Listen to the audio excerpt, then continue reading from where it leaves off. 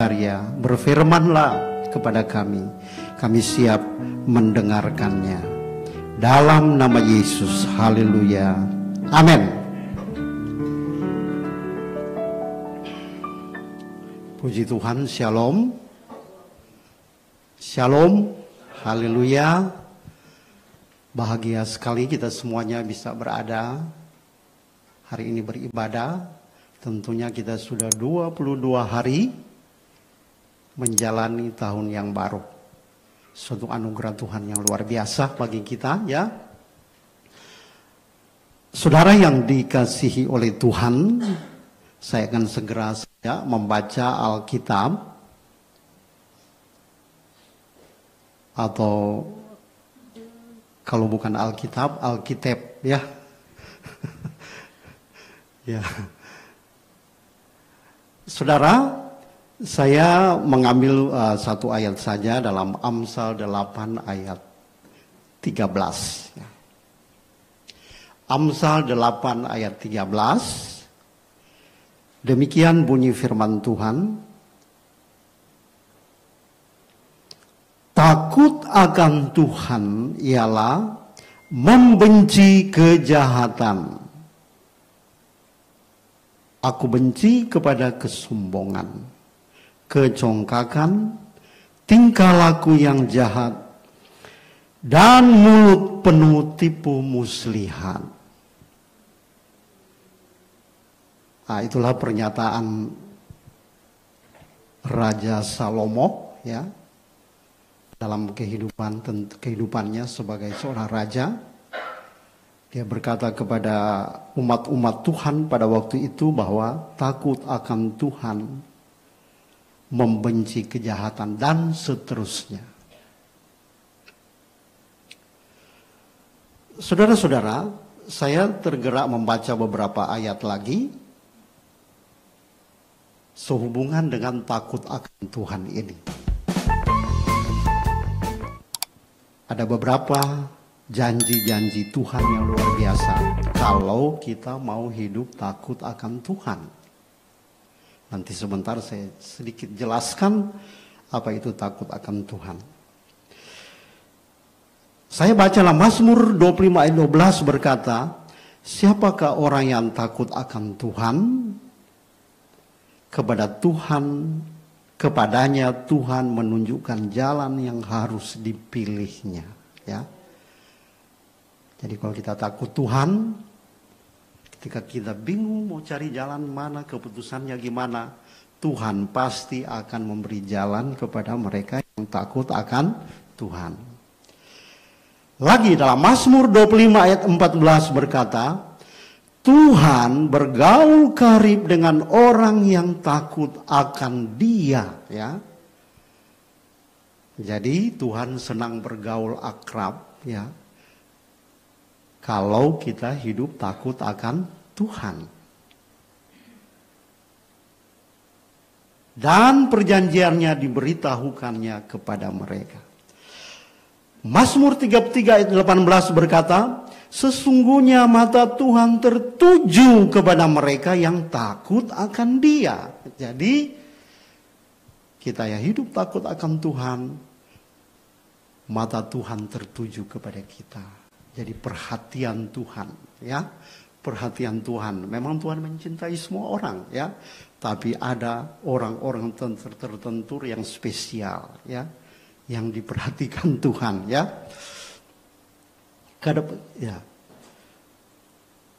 Kepada mereka yang berharap akan kasih setianya. Mazmur 34 ayat 7 berkata, malaikat Tuhan berkemah di sekeliling orang-orang yang takut akan Dia, lalu meluputkan mereka, ya. Dan saya percaya itu sudah terbukti, ya, bagi kita semua, ya. Bagaimana Tuhan mengirim malaikat melindungi kita, apalagi waktu bencana dulu, ya. Itu malaikat Tuhan loh yang melindungi kita, melindungi rumah sakit ini juga. Kenapa? Karena kita hidup takut akan Tuhan, ya. Mazmur 103 ayat 13, seperti Bapa sayang kepada anak-anaknya, demikian Tuhan sayang kepada orang-orang yang takut akan Dia, ya. Jadi bayangkan saja seperti papa kita sayang sama kita. Walaupun memang ada papa yang jahat ya. Tapi ada bapak-bapak yang sangat mengasihi anak-anaknya. Ya, demikian juga Bapa di surga seperti itu. Ya, bahkan melebihi bapak-bapak kita di dunia ini. Ya, dia sangat mencintai kita yang takut akan Tuhan. Mazmur 103 ayat 17, tetapi kasih setia Tuhan dari selama-lamanya sampai selama-lamanya atas orang-orang yang takut akan Dia. Seterusnya, tak henti-hentinya, tak habis-habisnya. Saudara-saudara yang dikasihi Tuhan, takut akan Tuhan, saya bisa katakan adalah standar hidup orang percaya. Ya. Jadi ukurannya adalah iman kita, kedekatan kita dengan Tuhan, semuanya diukur dari takut akan Tuhan. Ya. Tapi sayangnya walaupun banyak orang Kristen, umat Tuhan, sudah tahu akan hal ini, tapi pada kenyataannya masih banyak orang mengaku Kristen tidak sungguh-sungguh hidup takut akan Tuhan.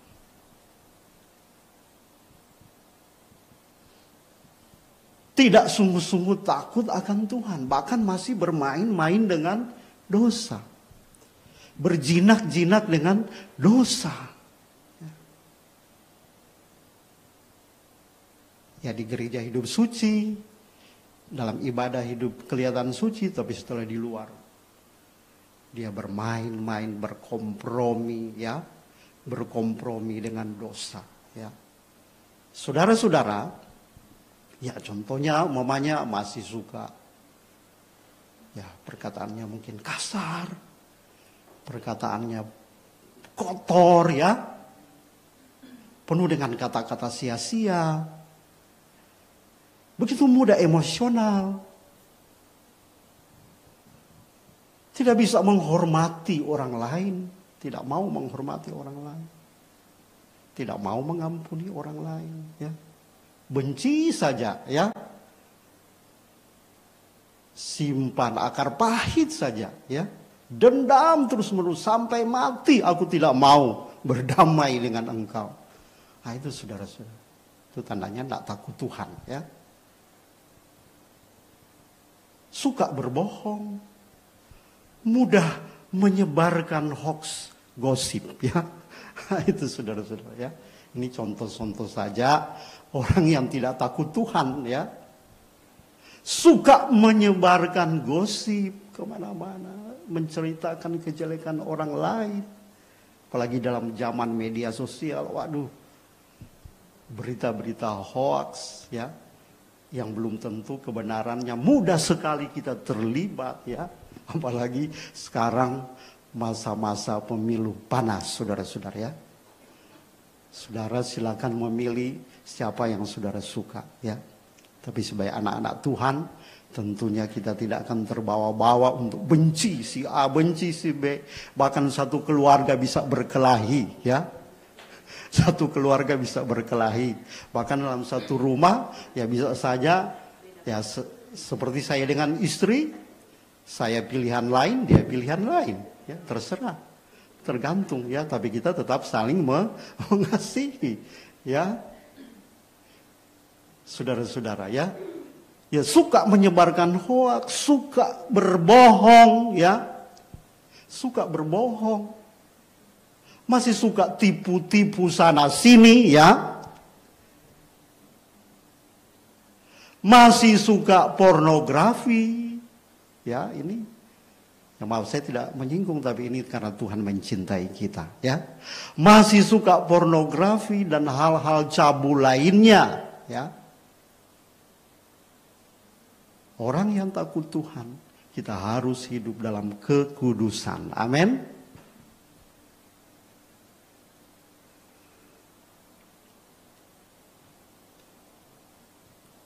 Masih mungkin minum mabuk, ya enggak ada di sini lagi. Minum mabuk, ya. Merokok dan lain-lain, ya. Memang mungkin orang berkata merokok kan enggak ada di Alkitab. Tapi Tuhan kan banyak mempunyai kita bisa melihat pengertian-pengertian dalam ayat-ayat seperti tidak tahu kamu bahwa tubuhmu adalah bait Allah? Ya itu. Ada juga dalam kitab mana itu, Yesaya mungkin kalau tidak salah. Jangan membelanjakan uangmu untuk hal-hal yang tidak berguna, ya. Sia-sia, kan rokok tidak berguna, justru merusak kesehatan. Itu bukan cuma kata orang Kristen, hamba Tuhan, tapi kata yang produsen rokok, ya. Itu saudara-saudara. Nah ini semuanya. Jadi masih banyak orang Kristen yang walaupun dia sudah masuk keluar gereja, tetapi dia sudah tahu apa itu takut akan Tuhan, tapi masih banyak yang tidak sungguh-sungguh hidup takut akan Tuhan. Ya. Kita sudah membaca janji-janji tadi, betapa luar biasanya kalau kita hidup takut akan Tuhan. Sebab seringkali tanpa kita sadari, saudara-saudara, semuanya itu yang saya bilang tadi itu menjadi penghalang, ya, menjadi penghalang untuk segala anugerah dan berkat Tuhan datang ke atas kita.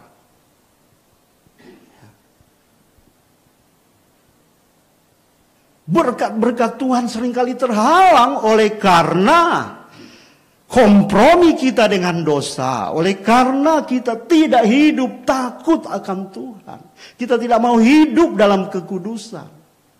Oleh sebab itu jelas seperti Yesaya 59 ayat 1 dan 2 di situ, bisa ditayangkan, bahwa yang merupakan pemisah antara kita dengan Allah sehingga dia tidak mendengarkan doa-doa kita adalah karena segala kejahatan kita. Demikian juga dalam Yeremia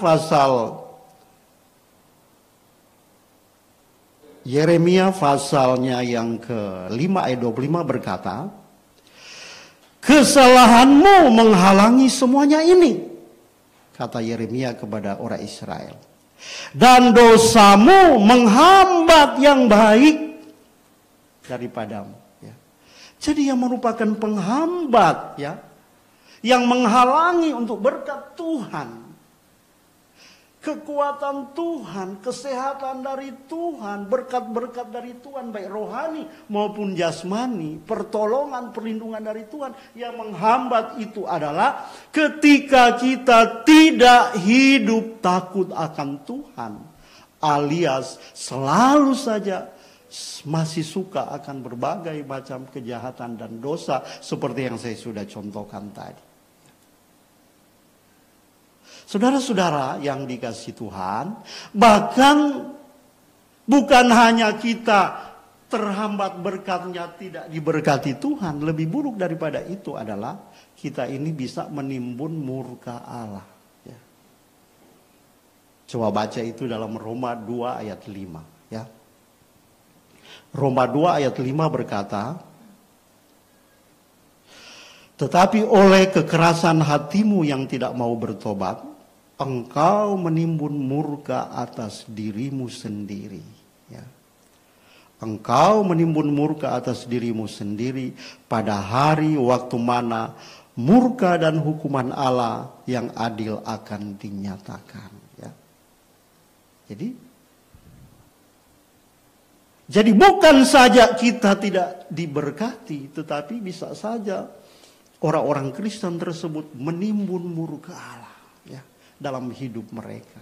Dan semuanya itu nanti akan dipertanggungjawabkan pada hari waktu mana Tuhan akan menghakimi dunia ini. Sebab suatu waktu dunia ini akan dihakimi oleh hakim yang adil yang bernama Yesus Kristus Tuhan. Ya.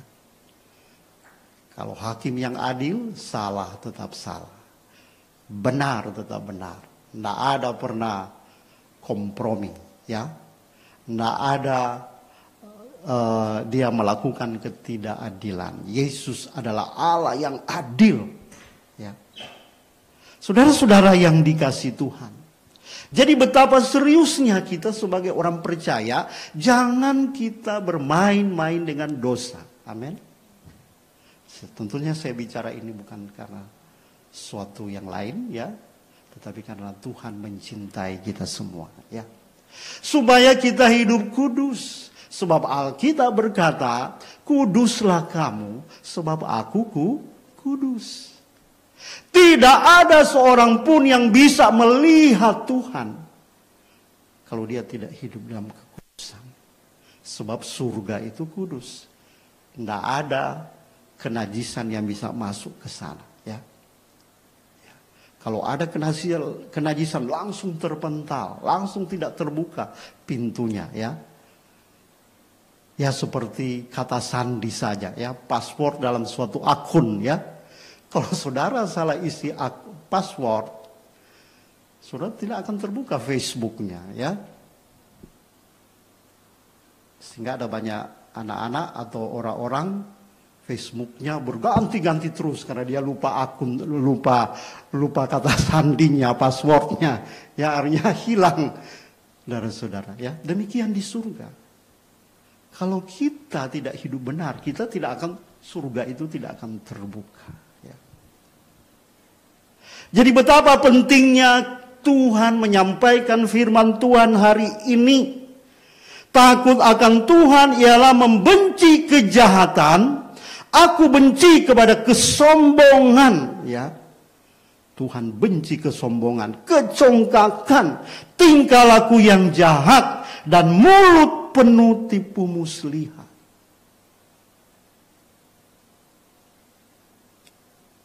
Oleh sebab itu, saudara-saudara, saya singkat saja ya. Oleh sebab itu, sebelum semuanya tentunya terlambat, ya, mari kita mengambil langkah yang tegas untuk datang pada Tuhan. Bertobat. Akui segala kesalahan dan kelemahan kita. Ya, kita semua masih banyak kelemahan. Saya juga begitu sebagai pendeta juga. Ya, Pak Domi juga tahu kita masih banyak kelemahan. Ya. Tapi ketika kita sadar bahwa kita sudah tidak hidup sesuai kehendak Tuhan, kita datang pada Dia, Tuhan ampuni saya. Oleh sebab itu ada ayat yang berkata dalam 1 Yohanes 1 ayat 9. Ya, jika kita mengaku dosa kita, jadi masih ada anugerah. Sampai hari ini Tuhan masih membuka pintu peluang pengampunan kepada siapapun yang mau datang sadar dan bertobat kepada Dia. Mengaku dosanya. Jika kita mengaku dosanya, kata ayat tadi, 1 Yohanes 1 ayat 9, maka Allah itu setia dan adil. Ya, Allah itu setia dan adil. Dia akan mengampuni dosa-dosa kita dan menyucikan kita dari segala kejahatan kita. Luar biasa. Inilah bentuk anugerah kasih Tuhan, kesabaran Tuhan yang masih terus berlaku sampai hari ini. Tetapi tentunya mari kita gunakan kesempatan yang baik ini untuk benar-benar mau datang kepada Tuhan dan mau selanjutnya menjalani hidup takut akan Tuhan, ya. Menjaga hidup kita dengan kekudusan, ya.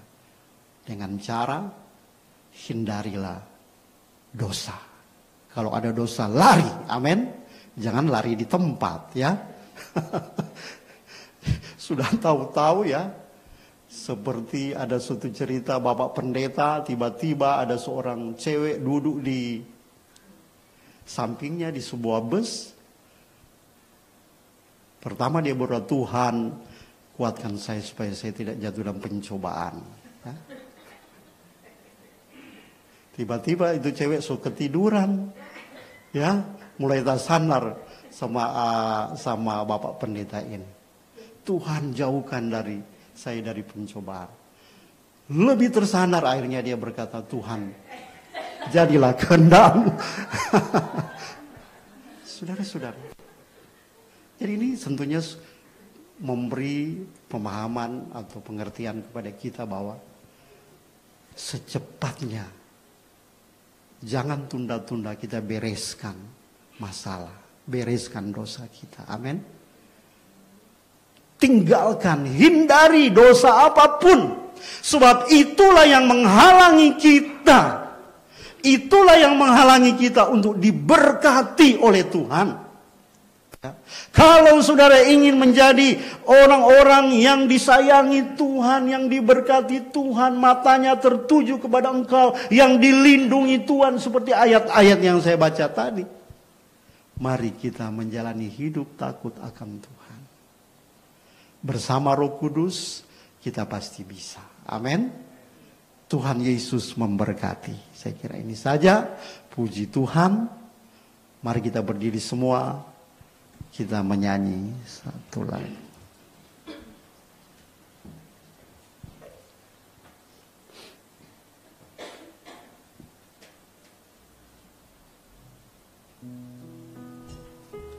Yesus Tuhan, terima kasih Bapa. Hamba-Mu telah menyampaikan firman yang sederhana dan singkat ini. Tanamkan di hati kami semuanya, agar kami menjadi anak-anak-Mu yang benar-benar hidup takut akan Tuhan. Di mana kami akan menghindari segala godaan dosa. Dan kami mau datang pada Tuhan. Ampunilah kami Tuhan. Kuduskanlah kami. Jika sampai hari ini, walaupun kami sudah tahu bahwa takut akan Tuhan adalah membenci dosa, tapi mungkin kami belum melakukannya dengan sungguh-sungguh. Kami datang Tuhan, ampuni kami, kuduskan kami. Mungkin kami tidak dilihat oleh teman kami, atau tidak dilihat oleh pendeta kami, oleh orang tua kami, tapi Tuhan, mata-Mu tertuju kepada kami semuanya. Kami transparan di hadapan-Mu Tuhan. Dan tidak ada satupun yang tersembunyi di mata-Mu. Engkau tahu apa yang kami lakukan. Ampuni kami Tuhan. Kuduskan kami. Terima kasih buat firman-Mu. Biarlah Engkaulah yang menjadi termanis bagi jiwa kami Tuhan. Yesus yang termanis buat jiwaku, buat jiwaku, buat jiwaku.